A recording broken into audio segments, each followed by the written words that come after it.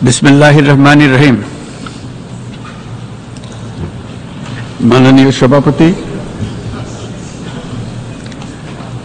জাতিসংঘের সাধারণ পরিষদের সভাপতি নির্বাচিত হওয়ায় প্রথমেই আপনাকে আন্তরিক অভিনন্দন জানাচ্ছি। আমি আশ্বস্ত করছি যে আপনার এই দায়িত্ব পালনকালে বাংলাদেশ প্রতিনিধি দল আপনাকে পূর্ণাঙ্গ সহযোগিতা প্রদান করবে। জাতিসংঘের ম্যান্ডেটকে সমুন্নত রেখে বৈশ্বিক সংকট সমূহ নিরসনে মহাসচিব অ্যান্টোনিও গুতেরেসের দৃঢ় প্রতিজ্ঞ সাফল্যমণ্ডিত নেতৃত্বের জন্য তাকেও জানাই আন্তরিক সাধুবাদ। সামিট অব দ্য ফিউচার আয়োজনে আমি মহাসচিবের দূরদর্শী ভূমিকার বিশেষ প্রশংসা করছি। সম্মেলনে যে pact for the future and declaration on future generations সর্বসম্মতভাবে গৃহীত হয়েছে, তা এজেন্ডা 2030 পরবর্তী বৈশ্বিক উন্নয়ন কর্মপন্থা নির্ধারণে বিশেষ সহায়ক হবে বলে আমি মনে করি। বাংলাদেশ বিশ্বাস করে যে এই সম্মেলনের অর্জন বৈশ্বিক সমৃদ্ধি অর্জনের জন্য আমাদের সবার অভিপ্রায় ও সহযোগিতা কাঠামো প্রণয়নে দিক নির্দেশক হিসেবে কাজ করবে। এই জুলাই আগস্ট মাসে বাংলাদেশে যে যুগান্তকারী পরিবর্তন সংগঠিত হয়েছে তার প্রেক্ষিতেই আজ আমি বিশ্ব সম্প্রদায়ের এই মহান সংসদে উপস্থিত হতে পেরেছি। আমাদের গণমানুষের, বিশেষ করে তরুণ সমাজের অফুরন্ত শক্তি আমাদের বিদ্যমান রাষ্ট্র কাঠামো ও প্রাতিষ্ঠানিক আয়োজনগুলো আমূল রূপান্তরের এক নতুন সম্ভাবনার দ্বার উন্মোচন করেছে। আমাদের ছাত্র ও যুব সমাজের আন্দোলন প্রথম দিকে মূলত ছিল বৈষম্য বিরোধী আন্দোলন, পর্যায়ক্রমে তা গণ আন্দোলনের রূপ নিয়েছে। এরপর সারা পৃথিবী অবাক বিস্ময়ে দেখেছে কিভাবে সমগ্র বাংলাদেশের মানুষ একনায়কতন্ত্র, নিপীড়ন, বৈষম্য, অবিচার ও দুর্নীতির বিরুদ্ধে রাজপথ ও সামাজিক যোগাযোগের মাধ্যমে দৃঢ়ভাবে রুখে দাঁড়িয়েছিল। আমাদের ছাত্র জনতা তাদের অদম্য সংকল্প ও প্রত্যয়ের মাধ্যমে একটি স্বৈরাচারী ও অগণতান্ত্রিক শাসন ব্যবস্থা থেকে আমাদের মুক্তি এনে দিয়েছে। তাদের এই সংকল্পের মধ্যেই আমাদের দেশের ভবিষ্যৎ নিহিত।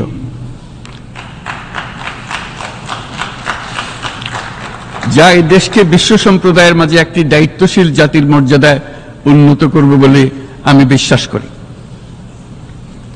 এই গণ আন্দোলন রাজনৈতিক অধিকার ও উন্নয়নের সুবিধাবঞ্চিত বাংলাদেশের আপামর জনসাধারণকে ঐক্যবদ্ধ করেছে। বাংলাদেশের মানুষ উন্নয়ন কর্মকাণ্ডকে অন্তর্ভুক্তিমূলক অংশীদারিত্ব রূপে দেখতে চেয়েছিল। আমাদের জনগণ একটা ন্যায্য, অন্তর্ভুক্তিমূলক ও কার্যকর গণতন্ত্রের জন্য লড়াই করেছে, যার জন্য আমাদের নতুন প্রজন্ম জীবন উৎসর্গ করেছে। আমাদের এই তরুণীরা যে প্রজ্ঞা, সাহস ও প্রত্যয় দেখিয়েছে তা আমাদের অভিভূত করেছে, সারা বিশ্ববাসীকে অভিভূত করেছে। বন্দুকের গুলি উপেক্ষা করে বুক পেতে দাঁড়িয়ে গিয়েছিল আমাদের এই তরুণরা। অবৈধ রাষ্ট্র ক্ষমতার বিরুদ্ধে প্রবলভাবে সোচ্চার হয়েছিল আমাদের তরুণ তরুণীরা। স্কুল পড়ুয়া কিশোর কিশোরীরা তারা নিঃসঙ্গ চিত্তে উৎসর্গ করেছিল তাদের জীবন। শত শত মানুষ চিরতরে হারিয়েছে তাদের দৃষ্টিশক্তি। আমাদের মায়েরা, দিনমজুররা ও শহরের অগণিত মানুষ তাদের সন্তানদের কাঁধে কাঁধ মিলিয়ে নেমেছিল রাজপথে। তপ্ত রোদ বৃষ্টি, মৃত্যু ভয়কে তোয়াক্কা না করে তারা সত্য ন্যায়সঙ্গত আকাঙ্ক্ষার বিরুদ্ধে দীর্ঘকালব্যাপী রাষ্ট্রযন্ত্রকে পরিচালনা করার অশুভ ষড়যন্ত্রকে পরাভূত করেছিল। জনগণের এই আন্দোলনে আমাদের জানা মতে প্রায় 800-এরও বেশি জীবন আমরা হারিয়েছি স্বৈরাচারী শক্তির হাতে। উদারনীতি, বহুত্ববাদ ও ধর্মনিরপেক্ষতার উপর মানুষের গভীর বিশ্বাস থেকেই বাংলাদেশ রাষ্ট্রের অভ্যুদয় হয়েছিল। 1971 সালে যে মূল্যবোধকে বুকে ধারণ করে আমাদের গণমানুষ যুদ্ধ করেছিল, সেই মূল্যবোধকে বহু বছর পরে আবার জেনারেশন জি, যে প্রজন্ম জি, নতুনভাবে আমাদেরকে দেখতে শিখিয়েছে। এরকমটি আমরা দেখেছিলাম 1952 সালের ভাষা আন্দোলনে, বাংলাকে মাতৃভাষা হিসেবে প্রতিষ্ঠার সময়। বাংলাদেশের এই অভ্যুত্থান আগামী দিনগুলোতে বিশ্বের বিভিন্ন প্রান্তে মানুষকে মুক্তি ও ন্যায় বিচারের পক্ষে দাঁড়াতে প্রেরণা যোগাবে। আমাদের মুক্তি ও গণতান্ত্রিক আকাঙ্ক্ষাকে বাস্তবে রূপ দিতে আমি তাই আজ বিশ্ব সম্প্রদায়কে আমাদের নতুন বাংলাদেশের সঙ্গে সম্পৃক্ত হওয়ার উদাত্ত আহ্বান জানাচ্ছি। মাননীয় সভাপতি, যে রাষ্ট্র কাঠামো দুঃসহ হয়ে গেছে তার পুনর্গঠনের জন্য আমাদের তরুণরা, দেশের আপামর জনসাধারণ একমত হয়ে আমার এবং আমার উপদেষ্টা পরিষদের উপর আস্থা রেখে সরকার পরিচালনার এক মহান দায়িত্ব আমাদের উপর ন্যস্ত করেছে। এই দায়িত্ব গ্রহণের পর আমরা গভীর বিস্ময় ও হতাশার সঙ্গে মুখোমুখিভাবে দেখতে পাচ্ছি কিভাবে সর্বগ্রাসী দুর্নীতি একটি কার্যকর গণতান্ত্রিক ব্যবস্থাকে ধ্বংসস্তূপে পরিণত করেছে, কিভাবে রাষ্ট্রের মূল প্রতিষ্ঠানগুলোকে নির্মমভাবে দলীয়করণের আবর্তে বন্দী করে রাখা হয়েছিল, কিভাবে জনগণের অর্থকে লুটপাট করা হয়েছিল, কিভাবে একটি বিশেষ স্বার্থান্বেষী গোষ্ঠী সমস্ত ব্যবসা বাণিজ্যকে অন্যায়ভাবে নিজেদের হাতে কুক্ষিগত করে দেশের সম্পদ অবাধে বিদেশে পাচার করে দিয়েছে। এক কথায়, কিভাবে প্রত্যেকটি পর্যায়ে ন্যায়, নীতি ও নৈতিকতা অদৃশ্য হয়ে গিয়েছিল। এরকম এক অবস্থার দেশকে পুনর্গঠন এবং জনগণের কাঙ্ক্ষিত রাষ্ট্র ব্যবস্থা প্রতিষ্ঠিত করার জন্য আমাদের উপর দায়িত্ব প্রদান করা হয়েছে। অতীতের ভুলগুলোকে সংশোধন করে একটা প্রতিযোগিতামূলক ও শক্তিশালী অর্থনীতি এবং ন্যায়ভিত্তিক সমাজ ব্যবস্থা গড়ে তোলায় এই মুহূর্তে আমাদের মূল লক্ষ্য। বর্তমান পরিবর্তিত পরিস্থিতিতে সকল রাজনৈতিক দল এখন স্বাধীনভাবে তাদের মতামত প্রকাশ করতে পারছে। যে সব ব্যক্তি বা প্রতিষ্ঠান রাষ্ট্রীয় কাজ ও সিদ্ধান্ত গ্রহণ করার প্রক্রিয়ায় সম্পৃক্ত, তাদের প্রত্যেকের জবাবদিহিতা নিশ্চিত করাই আমাদের অগ্রাধিকার। আমরা মানুষের মৌলিক অধিকারকে সমুন্নত ও সুরক্ষিত রাখতে দৃঢ়প্রতিজ্ঞ। আমাদের দেশের মানুষ মুক্তভাবে কথা বলবে, ভয়ভীতি ছাড়া সমাবেশ করবে, তাদের পছন্দের ব্যক্তিকে ভোট দিয়ে নির্বাচিত করবে, এটাই জাতির আকাঙ্ক্ষা এবং এটাই আমাদের লক্ষ্য। বিচার বিভাগের স্বাধীনতা সংরক্ষণ ও সাইবার ডোমেইন সহ গণমাধ্যমের স্বাধীনতা সুসংহতকরণে আমরা প্রতিজ্ঞাবদ্ধ। আমাদের একজন কৃষক বা একজন শ্রমিকের সন্তানও যেন সমাজের সর্বোচ্চ শিখরে পৌঁছতে পারে, সেই লক্ষ্যে বিশালকার অবকাঠামো নির্মাণের বদলে স্বাস্থ্য ও শিক্ষা খাতে বরাদ্দ বৃদ্ধির আমরা গুরুত্ব আরোপ করছি।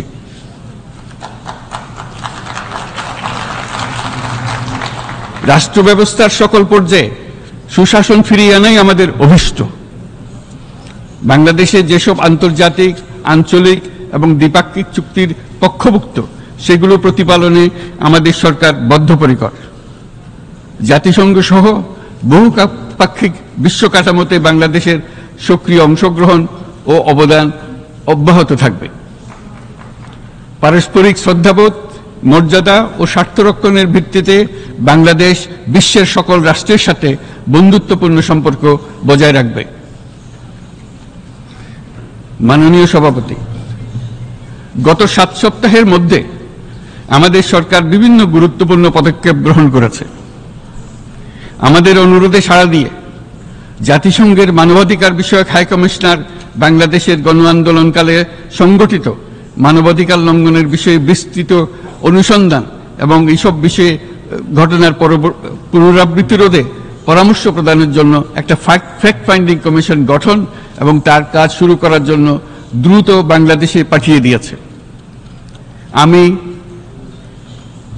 তাকে বাংলাদেশের পক্ষ থেকে অশেষ ধন্যবাদ জানাচ্ছি।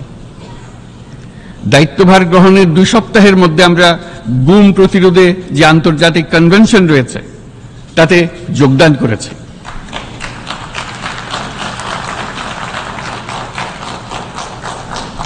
এর আশু বাস্তবায়নের জন্য প্রয়োজনীয় দেশীয় আইন ও বিধি প্রণয়নে আমরা এখন প্রক্রিয়া শুরু করেছি।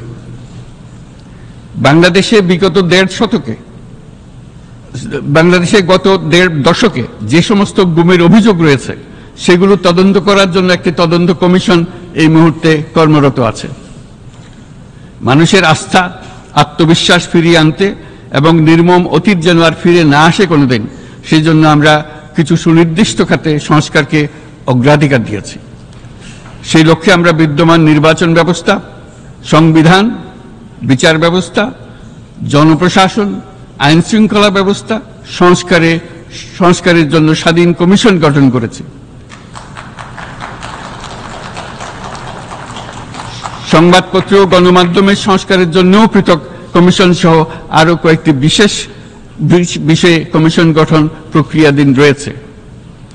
ব্যবসা বাণিজ্যে অনুকূল পরিবেশ সৃষ্টির লক্ষ্যে আমরা ব্যাংক ও আর্থিক খাতের ব্যাপক সংস্কারের উদ্যোগ গ্রহণ করেছি। কোনো বিদেশি ব্যবসা বা বিনিয়োগ যেন ক্ষতিগ্রস্ত না হয় তা নিশ্চিত করতে আমরা বদ্ধপরিকর। এসব সংস্কার যেন টেকসই হয়, দীর্ঘমেয়াদে নিশ্চিত করতে এবং অবাধ ও নিরপেক্ষ অংশগ্রহণমূলক নির্বাচনের জন্য উপযোগী পরিবেশ সৃষ্টি করতে আমরা কাজ করে যাচ্ছি। গণতন্ত্র, আইনের শাসন, সমতা, সমৃদ্ধি অর্জনের মাধ্যমে একটি ন্যায়ভিত্তিক সমাজ হিসেবে আত্মপ্রকাশের অভিপ্রায় বাস্তবায়নে আমি বাংলাদেশের প্রতি আন্তর্জাতিক সম্প্রদায়ের সমর্থন ও গভীরতর সম্পর্ক গঠন করার জন্য আহ্বান জানাচ্ছি।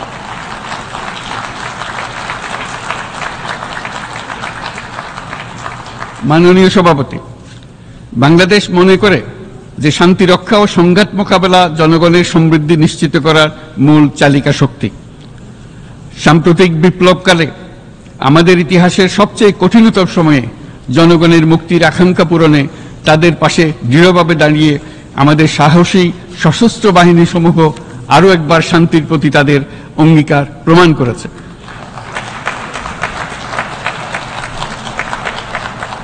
এটা সম্ভব হয়েছে শান্তি রক্ষায় আমাদের অঙ্গীকারের কেন্দ্রবিন্দুতে মানবাধিকারকে স্থান দেওয়ার ফলে।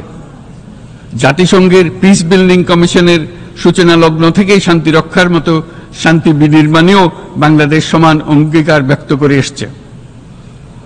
আমাদের দিনগুলোতে আমরা জাতিসংঘের শান্তি রক্ষা কার্যক্রমে আমাদের মূল্যবোধ ভিত্তিক অবদানের ধারাবাহিকতা রক্ষা, সমুন্নত ও প্রসারিত করতে বদ্ধপরিকর। জাতিসংঘের শান্তি রক্ষা কার্যক্রমে অবদানকারী তৃতীয় বৃহত্তম রাষ্ট্র হিসেবে বাংলাদেশ এখন পর্যন্ত 43টি দেশে 63টি মিশনে শান্তিরক্ষী প্রেরণ করেছে।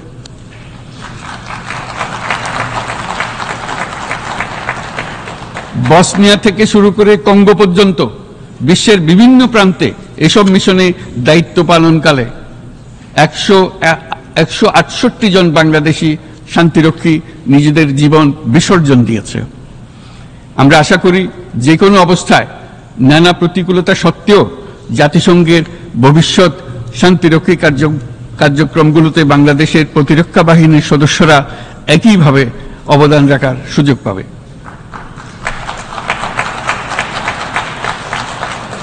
মাননীয় সভাপতি, আমাদের সকলের বাসস্থান এই পৃথিবী বৈশ্বিক অগ্রাধিকারগুলোকে সঠিকভাবে নির্ণয় করতে আগ্রহী। জলবায়ু পরিবর্তন আমাদের সকলের অস্তিত্বের প্রতি হুমকি স্বরূপ। এই গ্রীষ্মে সর্বকালের রেকর্ড ভঙ্গকারী তাপদাহ আমাদের জলবায়ুজনিত পরিবর্তনের কথা স্পষ্টভাবে স্মরণ করিয়ে দিয়েছে। আমাদের যা প্রয়োজন তা হলো জলবায়ু সম্পর্কিত ন্যায় বিচার, যাতে করে দায়িত্বজ্ঞানহীন সিদ্ধান্ত, উদাসীন আচরণ কিংবা এর মাধ্যমে সাধিত ক্ষতির বিষয়ে যারা সংশ্লিষ্ট তাদের দায়বদ্ধ করা যায়। জলবায়ু পরিবর্তনজনিত দীর্ঘমেয়াদী প্রভাবগুলো অপূরণীয় ক্ষতির কারণ হয়ে দাঁড়িয়েছে। আমরা জীব বৈচিত্র্য হারিয়ে ফেলছি, প্যাথোজেনের পরিবর্তনের ফলে নতুন রোগ বাড়ছে, কৃষিক্ষেত্রে চাপ বাড়ছে ক্রমাগতভাবে, পানি সম্পদ ঝুঁকিতে ফেলছে আমাদের বাসযোগ্যতাকে, সমুদ্র পৃষ্ঠের উচ্চতা বৃদ্ধি এবং লবণাক্ততা আমাদের ক্ষতি করছে প্রতিনিয়ত। ঘূর্ণিঝড়ের সংখ্যা ও মাত্রা বৃদ্ধির কারণে যেই ক্ষতি হচ্ছে তাকে উপেক্ষা করার সুযোগ নেই। ক্ষুদ্র কৃষক, প্রান্তিক পর্যায়ে জীবিকা অন্বেষণকারীরা জলবায়ু পরিবর্তনজনিত ঝুঁকির মুখোমুখি হচ্ছে সবচেয়ে বেশি। আমি আজ এই বিশ্ব সভায় যখন কথা বলছি তখন বাংলাদেশের পূর্বাঞ্চলে 50 লাখেরও অধিক মানুষ তাদের জীবদ্দশায় হওয়া সবচেয়ে ভয়াবহ বন্যা মোকাবেলা করে যাচ্ছে। মহাসচিব গুতেরেস আমাদেরকে দেখিয়েছেন যে বিদ্যমান পরিক্রমা অব্যাহত থাকলে বিশ্বের গড় তাপমাত্রা 2.7 ডিগ্রি সেলসিয়াস বৃদ্ধির দিকে অগ্রসর হতে থাকবে। তাই বাংলাদেশের মতো জলবায়ু ঝুঁকিতে থাকা দেশগুলোতে অভিযোজনের জন্য ব্যাপক বিনিয়োগের আহ্বান জানাচ্ছি।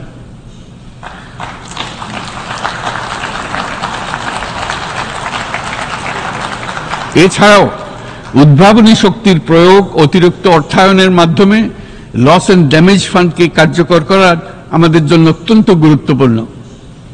একইভাবে আমাদের প্রয়োজন প্রযুক্তির সহজলভ্যতা, সক্ষমতা বৃদ্ধি।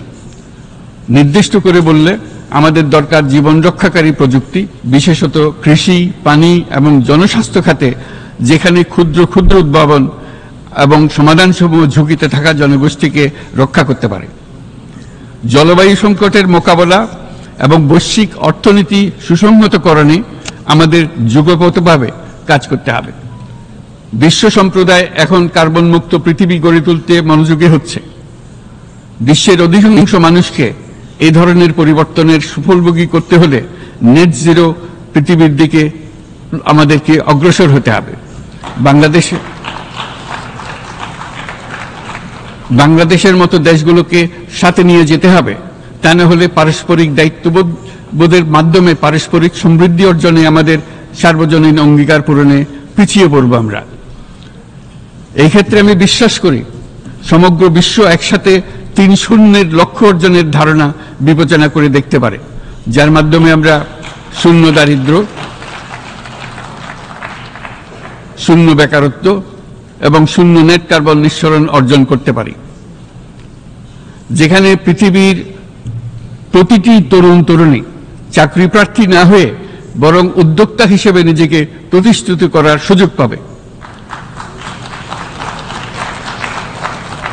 তারা যেন এই সম্পদের সীমাবদ্ধতা সত্ত্বেও নিজ নিজ সৃজনশীলতার বিকাশ করতে পারে, যেখানে একটি ব্যবসায়িক উদ্যোগ সামাজিক সুফল, অর্থনৈতিক মুনাফা এবং প্রকৃতির প্রতি দায়িত্বশীলতার মধ্যে একটি চমৎকার ভারসাম্য আনতে পারে, যেখানে সামাজিক ব্যবসার মাধ্যমে যে কোনো ব্যক্তি ভোগবাদী জীবনধারা থেকে উত্তরণ করে সামাজিক ও অর্থনৈতিক পরিবর্তনের সৃজনশীল শক্তি হিসেবে নিজেকে প্রতিষ্ঠিত করতে পারে।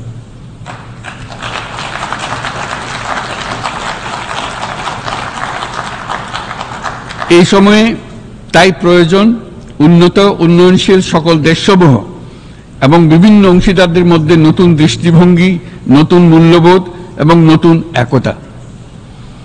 সামগ্রিকভাবে এই লক্ষ্য অর্জনে জাতিসংঘ ব্যবস্থা, জাতীয় আঞ্চলিক পর্যায়ে সরকারসমূহ, সকল ব্যবসা প্রতিষ্ঠান, বেসরকারি অংশীজন এবং দাতব্য সংস্থাগুলোকে একসঙ্গে কাজ করতে হবে। আমাদের অর্থনৈতিক কাঠামোতে সামাজিক ব্যবসাকে স্থান দিলেই নিচের অর্ধেকাংশ মানুষের জীবনে তা বিরাট পরিবর্তন আনতে পারে।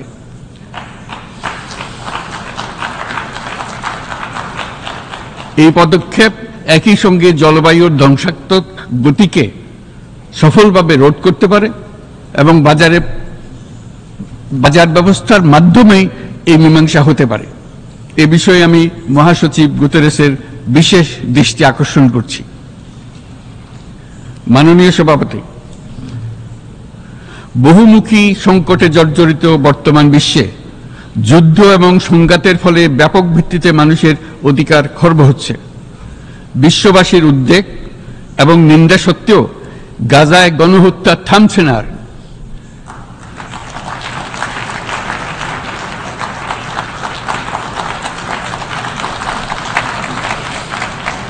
ফিলিস্তিনের মতো বিদ্যমান বাস্তবতা কেবল আরব কিংবা মুসলমানদের জন্যই উদ্বেগজনক নয়, বরং তা সমগ্র মানব জাতির জন্যই উদ্বেগের বিষয়।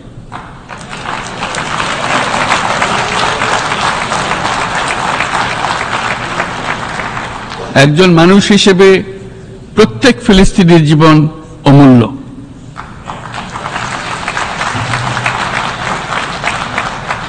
ফিলিস্তিনের জনগণের বিরুদ্ধে যে মানবতা বিরোধী অপরাধ হচ্ছে তার জন্য সংশ্লিষ্ট সকলকে দায়বদ্ধ করতে হবে।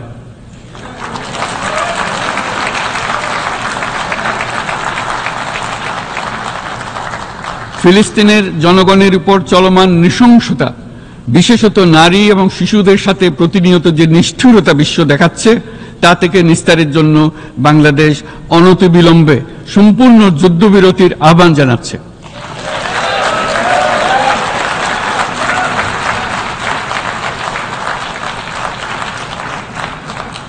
দ্বিরাষ্ট্রভিত্তিক সমাধানেই মধ্যপ্রাচ্যে টেকসই শান্তি আনতে পারবে। তাই জাতিসংঘ সহ আন্তর্জাতিক সম্প্রদায়ের সকলকে এর বাস্তবায়নের জন্য এখনই উদ্যোগ নিতে আহ্বান জানাচ্ছি।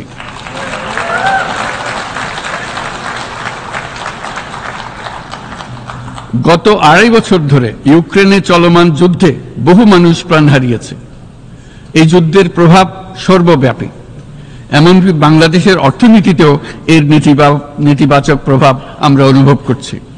আমরা তাই উভয় পক্ষকে সংলাপে বসে বিরোধ নিরসনের মাধ্যমে যুদ্ধের অবসান ঘটানোর আহ্বান জানাচ্ছি। মাননীয় সভাপতি, বাংলাদেশ গত 7 বছর যাবৎ মিয়ানমার হতে আগত 12 লাখেরও বেশি রোহিঙ্গাদের মানবিক কারণে আশ্রয় দিয়ে আসছে।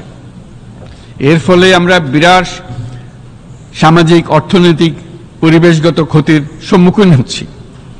মিয়ানমারের অভ্যন্তরীণ সমস্যা থেকে সৃষ্ট এই সংকট বাংলাদেশ ও আমাদের অঞ্চলের জন্য প্রথাগত ও অপ্রথাগত উভয় ধরনের নিরাপত্তা ঝুঁকির কারণ হয়ে দাঁড়িয়েছে। মিয়ানমার থেকে বাংলাদেশে বলপূর্বক বাস্তুচ্যুত রোহিঙ্গাদের সহায়তা করতে আমরা অঙ্গীকারবদ্ধ। আমরা রোহিঙ্গাদের জন্য মানবিক সহায়তা কার্যক্রম চালু রাখা এবং তাদের টেকসই প্রত্যাবর্তন নিশ্চিত করার উদ্দেশ্যে আন্তর্জাতিক সম্প্রদায়ের পর্যাপ্ত সহায়তা অব্যাহত রাখার আহ্বান জানাচ্ছি। রোহিঙ্গাদের সাথে সংগঠিত হওয়া ব্যাপক ভিত্তিক মানবাধিকার লঙ্ঘনের জন্য আন্তর্জাতিক বিচার আদালত এবং আন্তর্জাতিক অপরাধ আদালতে চলমান বিচার প্রক্রিয়ার মাধ্যমে ন্যায় বিচার নিশ্চিত করাও সমানভাবে গুরুত্বপূর্ণ। রোহিঙ্গারা যাতে নিজ দেশে স্বাধীন এবং মর্যাদাপূর্ণ জীবন যাপন করতে পারে, সেই লক্ষ্যে অনুকূল পরিবেশ তৈরিতে জাতিসংঘ অন্যান্য আন্তর্জাতিক প্রতিষ্ঠানের ধারাবাহিক প্রচেষ্টার প্রশংসা দাবিদার। এই লক্ষ্যে রোহিঙ্গারা যাতে পর্যাপ্ত নিরাপত্তা ও অধিকার নিশ্চিত করে তাদের নিজ ভূমি রাখাইনে ফিরে যেতে পারে, তার পথ সুগম করা অত্যন্ত দরকার।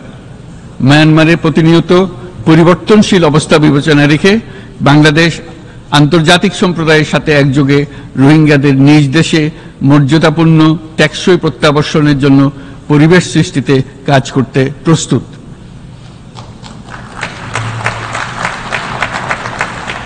মাননীয় সভাপতি, রাজনৈতিক মুক্তি এবং সামাজিক অর্থনৈতিক জাগরণ ব্যতীত শান্তি ও নিরাপত্তা নিশ্চিতে সাফল্য অর্জন করা সম্ভব নয়। প্রায় 1 দশক পূর্বে বিশ্ব সম্প্রদায় সর্বসম্মতক্রমে এজেন্ডা 2030 প্রণয়ন করেছিল। আমরা সবাই আমাদের সামষ্টিক আকাঙ্ক্ষা ও বিশ্বাস অর্পণ করেছি এই সার্বজনীন টেকসই উন্নয়ন অভিষ্টগুলো অর্জনে। সার্বিকভাবে মাত্র 17% ও কম লক্ষ্যমাত্রা অর্জন হয়েছে। স্পষ্টতই এই ক্ষেত্রে অনেক উন্নয়নশীল রাষ্ট্র আরো পিছিয়ে আছে।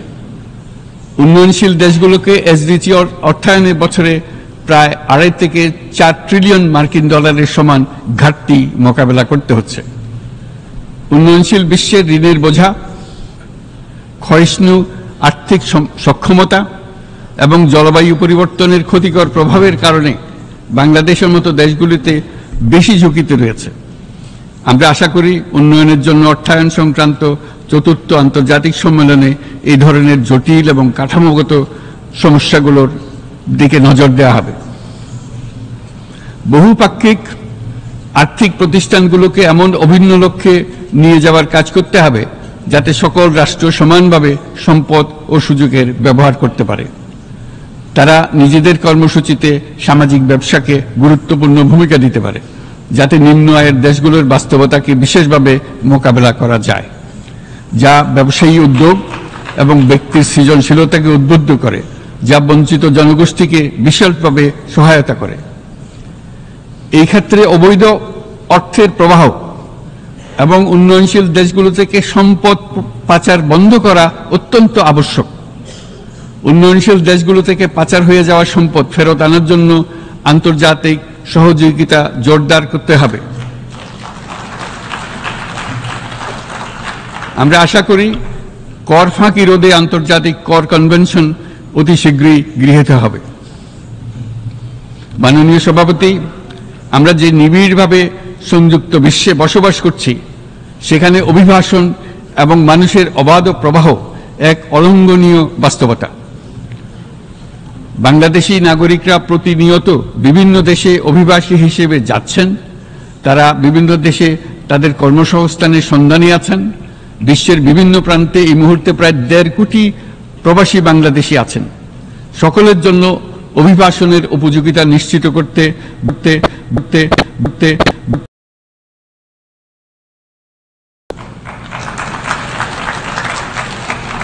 আন্তর্জাতিক সম্প্রদায়কে অভিবাসীদের মানবাধিকার এবং তাদের প্রতি মানবিক আচরণ নিশ্চিত করতে হবে। অভিবাসনের উপর 2018 সালে যে গ্লোবাল কম্প্যাক্ট অন মাইগ্রেশন গৃহীত হয়েছে, তার পূর্ণ বাস্তবায়নে বাংলাদেশ প্রতিশ্রুতিবদ্ধ এবং একই সাথে অনিরাপদ অভিবাসন রোধেও আমরা বদ্ধপরিকর। মাননীয় সভাপতি, প্রতি বছর প্রায় 25 লক্ষ তরুণ তরুণী বাংলাদেশের শ্রমবাজারে যুক্ত হচ্ছেন। বাংলাদেশের বিপুল জনশক্তির প্রায় 2/3 তরুণ।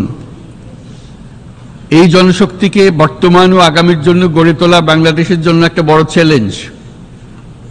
ক্রমপরিবর্তনশীল কর্মজগতে একজন তরুণকে প্রতিনিয়ত নতুন দক্ষতা অর্জন করতে হয়।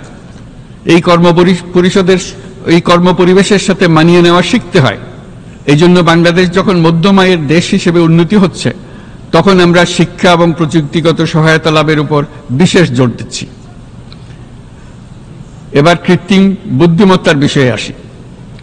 কৃত্রিম বুদ্ধিমত্তার অভাবনীয় বিকাশ এবং এর বহুমাত্রিক প্রয়োগে বাংলাদেশ বিশেষভাবে আগ্রহী। আমাদের তরুণ সমাজ জেনারেটিভ আর্টিফিশিয়াল ইন্টেলিজেন্সের সম্ভাবনা নিয়ে উচ্ছ্বসিত। একজন বিশ্ব নাগরিক হিসেবে তারাও চায় নতুন পৃথিবীতে নিয়োজিত হতে, কর্মক্ষম হিসেবে নিজেকে গড়ে তুলতে। বাংলাদেশের মতো বৃহৎ তরুণ জনগোষ্ঠীর দেশ যাতে কৃত্রিম বুদ্ধিমত্তার প্রয়োগজনিত অর্জিত সুফল থেকে পিছিয়ে না পড়ে, বিশ্ব সম্প্রদায়কে তা নিশ্চিত করতে হবে। একই সঙ্গে নিশ্চিত করতে হবে যেন কৃত্রিম বুদ্ধিমত্তার কারণে কর্মক্ষেত্রে মানুষের চাহিদা ক্রমাগতভাবে সংকুচিত হয়ে না যায়।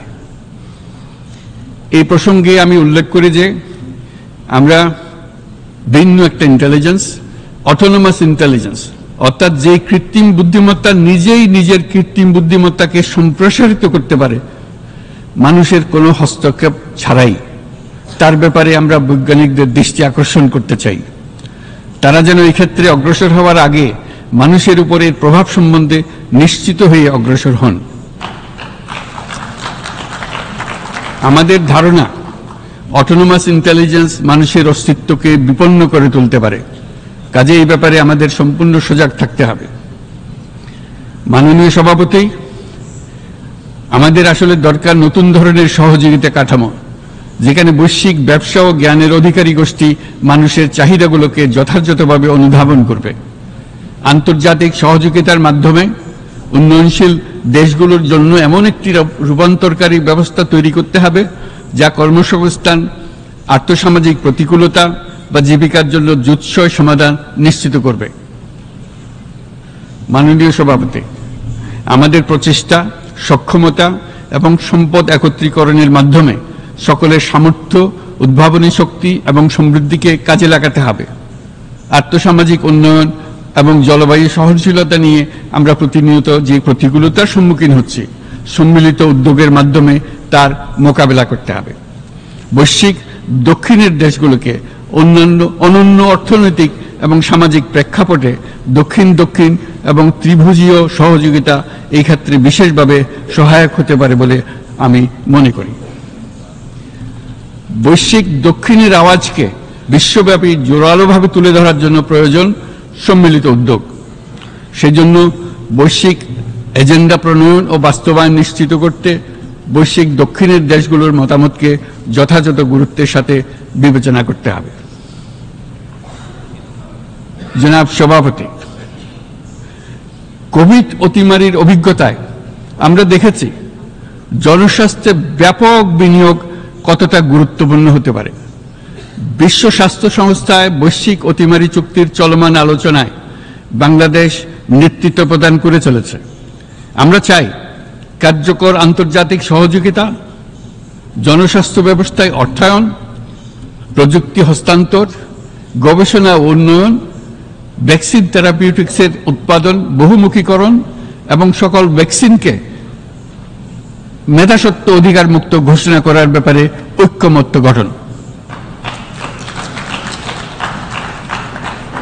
অসংক্রামক রোগসমূহের বিরুদ্ধে লড়াইয়ে এই বিষয়গুলি অত্যন্ত গুরুত্বপূর্ণ। জনাব সভাপতি, এবছর আমরা জাতিসংঘের সাথে বাংলাদেশের অংশীদারিত্বের সুবর্ণ জয়ন্তী উদযাপন করছি। গত 50 বছর ছিল আমাদের জন্য একটা পারস্পরিক শিক্ষণীয় সম্মিলিত যাত্রা। সীমিত উপায়ে বাংলাদেশ বৈশ্বিক শান্তি ও নিরাপত্তা, ন্যায়, সমতা, মানবাধিকার প্রতিষ্ঠায় ধারাবাহিকভাবে অবদান রেখে আসছে। আমাদের সমন্বিত প্রয়াসের পেছনে আছে সত্যিকার অর্থে একটি নিয়মভিত্তিক বৈশ্বিক ব্যবস্থা গড়ে তোলা। এই প্রসঙ্গে উদাহরণ হিসেবে আমি স্মরণ করছি 1999 সালে জাতিসংঘ সাধারণ পরিষদে ক্ষুদ্র ঋণের উপর গৃহীত রেজুলেশনের কথা। সেই সময় জাতিসংঘ 2005 সালকে ইয়ার অফ মাইক্রোক্রেডিট ঘোষণা করেছিল, যার ফলে ক্ষুদ্র ঋণ বিশ্বব্যাপী সম্প্রসারিত হবার সুযোগ পেয়েছিল। একই সময়ে বাংলাদেশের উদ্যোগে গঠিত হয়েছিল ফ্রেন্ডস অব মাইক্রোক্রেডিট। 2001 সাল থেকে সাধারণ পরিষদে কালচার অফ পিস সংক্রান্ত বাৎসরিক যে রেজলিউশন গৃহীত হয়ে আসছে, বা নিরাপত্তা পরিষদে নারী, শান্তি ও নিরাপত্তা সংক্রান্ত যে 1325 নম্বর রেজলিউশন গৃহীত হয়েছিল, তা বাংলাদেশের বিশ্বজনীন উদ্যোগগুলোর প্রতিফলন এবং অবদান।